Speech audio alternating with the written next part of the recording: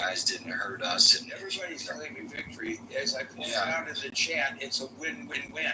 Right. The United States declared victory, Israel declared victory, and now the Ayatollah is. This is like a kid's soccer game. Everybody gets a trophy. Everybody's a. And he's putting out, and he's being defiant today, saying, we still got your U.S. military sites in our sites, so don't mess with us anymore. And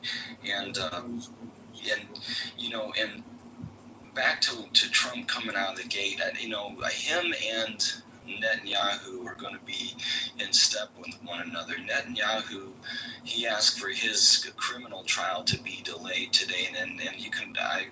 I'm not positive on it, but I think it also was delayed. So in his assessments are matching up with Trump's, and then Trump also made public statements that Netanyahu's trial was a witch hunt like his, and that type of thing. And so they're supporting one another.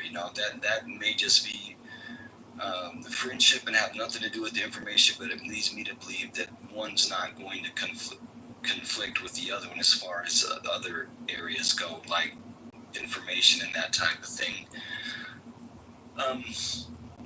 But that's kind of the things that it stinks. The whole thing stinks. And the fact that they're not giving Congress all of the information, and Hegseth comes out with his squirrely statements, and if it's destroyed and you have proof it's destroyed, why not just give the people, at least Congress, all of the information? Give us what you think we should know to show that it's been destroyed. You know what I mean?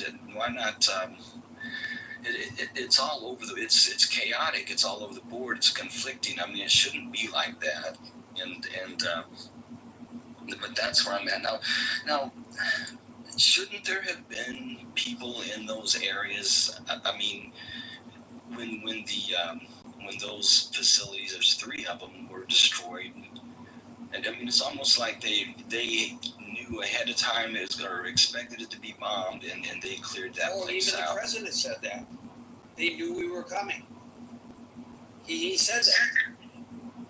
Yeah, so I don't know where the uranium is. I know Russia offered to house and keep the uranium for Iran. I don't know if that happened or not. I don't know. That seems like we would be able to catch that if it happened. But anyway, that's where I'm at, Gary. Thanks. Great debate right now in Israel, and answer your question over the president sticking his nose into what a lot of Israelis feel is internal business, and demanding that they drop the criminal case against Netanyahu. That country is as divided over Netanyahu as our country is over Trump. And there are a lot of people who appreciate what Trump did with regard to Iran, but who are being highly critical of him over those statements, which, by the way, the way he presented it, it was as if he didn't know this was going on. How did he not know this was going on?